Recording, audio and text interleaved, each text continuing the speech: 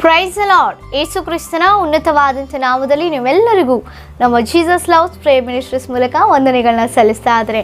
ದೇವರು ಒದಗಿಸಿಕೊಟ್ಟಂಥ ಈ ಮತ್ತೊಂದು ನೂತನ ದಿನಕ್ಕಾಗಿ ದೇವಾದಿ ದೇವರಿಗೆ ಮಹಿಮೆನ ಸಲ್ಲಿಸ್ತಾ ಇದ್ದೇವೆ. ಎಷ್ಟೋ ಜನರು ಪ್ರಿಯರೇ, ನಿದ್ರೆಯಲ್ಲಿಯೇ ಮರಣಿಸಿರುವಂಥವ್ರು ಎಷ್ಟೋ ಜನರು, ದಿನಕ್ಕೆ ಎಷ್ಟೋ ಜನರು ಮರಣಿಸ್ತಾ ಇದ್ದಾರೆ.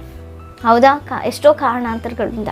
ಆದರೆ ನಮಗೆ ಸುಖ ನಿದ್ರೆಯನ್ನು ಒದಗಿಸಿಕೊಟ್ಟು ಮುಂಚಾನೆಗೆ ಸಂತೋಷದಿಂದ ಆನಂದದಿಂದ ತನ್ನ ವಾಕ್ಯದ ಮೂಲಕ ದಿನವನ್ನು ಪ್ರಾರಂಭಿಸಲಿಕ್ಕೆ ದೇವರು ಎಷ್ಟು ಧನ್ಯತೆಯನ್ನು ಕೊಟ್ಟಿದ್ದಾರಲ್ವ, ನಮಗೆ ಎಷ್ಟು ಕೃಪೆ ತೋರಿಸ್ತಾ ಇದ್ದಾರೆ ನಮ್ಮ ಮೇಲೆ. ಆಮೇಲೆ ಅದಕ್ಕಾಗಿ ದೇವರಿಗೆ ಸ್ತೋತ್ರ. ಹಾಗಿದ್ರೆ ದೇವರು ನಮ್ಮ ಮೇಲೆ ಎಷ್ಟೋ ಪ್ರೀತಿಯನ್ನು ಇಟ್ಟು ತನ್ನ ವಾಕ್ಯದ ಮೂಲಕ ನಮ್ಮನ್ನು ಎಷ್ಟೋ ಉನ್ನತವಾಗಿ ನಮ್ಮನ್ನು ನಡೆಸಬೇಕು, ಸರಿಪಡಿಸಬೇಕು, ಬಲಪಡಿಸಬೇಕು ಎಂಬುದಾಗಿ ನೆನೆಸಿರುವಾಗ ಈ ದಿನ ದೇವರು ನಮಗಾಗಿ ಏರ್ಪಡಿಸಿದ ವಾಗ್ದಾನ ವಾಕ್ಯವನ್ನು ನಾವು ಧ್ಯಾನಿಸೋಣ. ಇಬ್ರಿಯದವರಿಗೆ ಬರೆದ ಪತ್ರಿಕೆ 10ನೇ ಅಧ್ಯಾಯ 30ನೇ ವಚನ. ದೇವರ ಚಿತ್ತವನ್ನು ನೆರವೇರಿಸಿ ವಾಗ್ದಾನದ ಫಲವನ್ನು ಹೊಂದಬೇಕಾದರೆ ನಿಮಗೆ ತಾಳ್ಮೆ ಬೇಕು. ಆಮೇನ್. ನಮಗೆ ತಾಳ್ಮೆ ಕಡಿಮೆನೇ ಅಲ್ವಾ? ಏನಾದ್ರೂ ಬೇಗ ಬೇಗ ಆಗ್ಬಿಡ್ಬೇಕು. ಆದಾಗ್ಯೂ ಅನೇಕ ಸಂದರ್ಭದಲ್ಲಿ ನಮ್ಮ ಆಸೆಗಳನ್ನು, ನಮ್ಮ ಅವಶ್ಯಕತೆಗಳನ್ನು, ಇಹಲೋಕವಾಗಿ ಏನೆಲ್ಲ ಬೇಕು ಅನ್ನುವಂಥದ್ದನ್ನು ದೇವರ ಸಂದರ್ಭದಲ್ಲಿ ಲೀಸ್ಟ್ ಕೊಟ್ಟು ಈ ಪ್ರಾರ್ಥನೆ ಮಾಡ್ತಾ ಇರ್ತವೆ. ಹೌದಾ?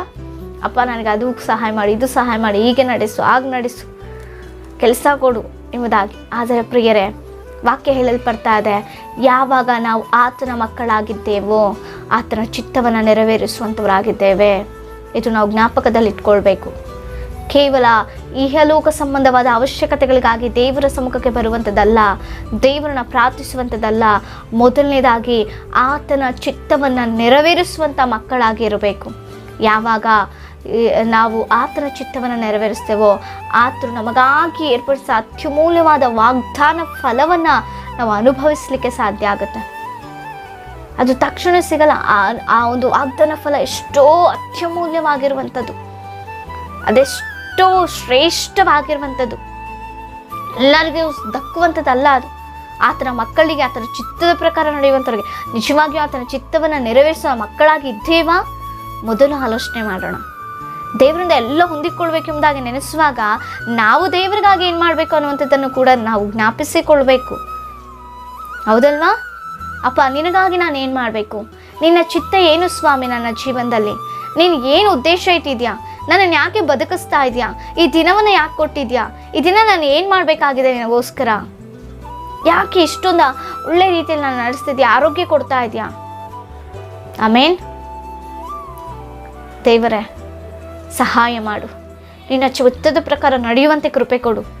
ನೀನು ನನಗಾಗಿ ಒದಗಿಸುವಂಥ, ನನ್ನ ಕುಟುಂಬಕ್ಕಾಗಿ ಒದಗಿಸುವಂಥ ಆ ವಾಗ್ದಾನ ಫಲವನ್ನು ನಾನು ಅನುಭವಿಸ್ಬೇಕಪ್ಪ. ಅದು ಅನುಭವಿಸಲಿಕ್ಕೆ ತಾಳ್ಮೆಯನ್ನು ಒದಗಿಸಿಕೊಡು. ಹಲ್ಲೆಲೂಯ. ಅವಸರವಾಗಿ ಸಿಗುವಂಥದ್ದು ಯಾವಾಗಲೂ ಶಾಶ್ವತವಾಗಿರೋದಿಲ್ಲ. ನಿರೀಕ್ಷೆಯನ್ನು ನಾವು ಹೊಂದಿಕೊಳ್ಳುವಾಗ ಅದು ಶಾಶ್ವತವಾಗಿ ಅದರ ಆನಂದವನ್ನು ನಾವು ಅನುಭವಿಸ್ತಾನೇ ಇರ್ತೇವೆ ಪ್ರಿಯರೇ. ಅಂಥ ಧನ್ಯತೆ ದೇವರು ಕೊಟ್ಟಿದ್ದಾರೆ.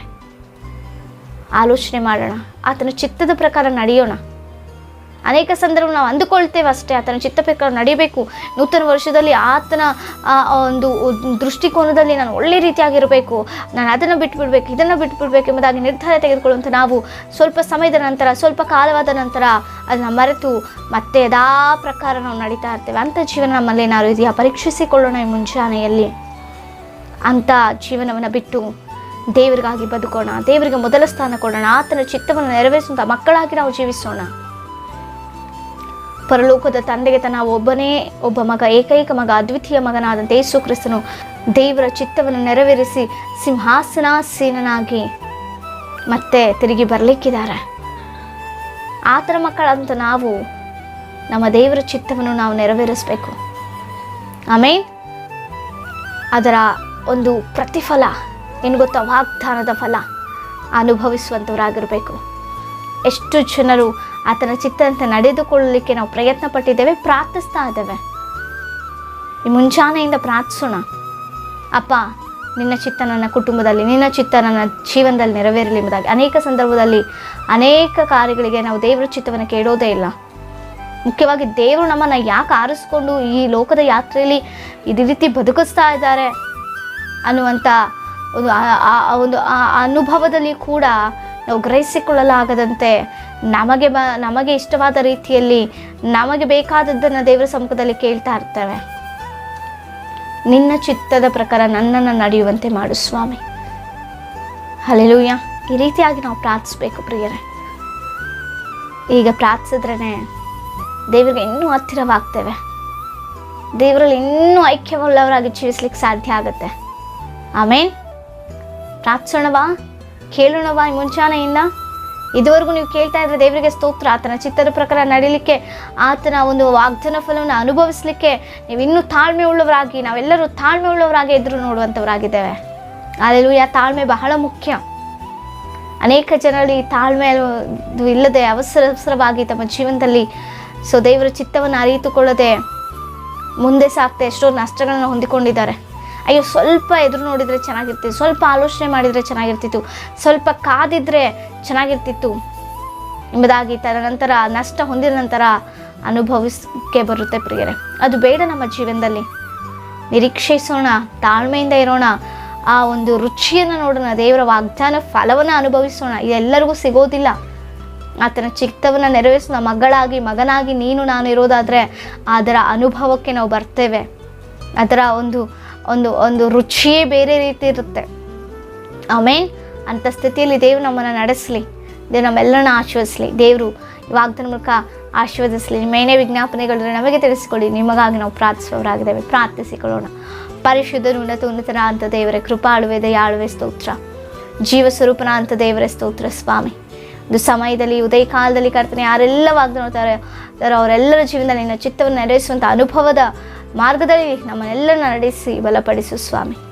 ಎಲ್ಲವನ್ನು ಒಪ್ಪಿಸಿ ಬೇಡಿ ಹೊಂದಿದ್ದೇವೆ ಜೀವಳ ಪರಲೋಕದ ತಂದೆಗೆ. ಆಮೇನ್. Praise the lord.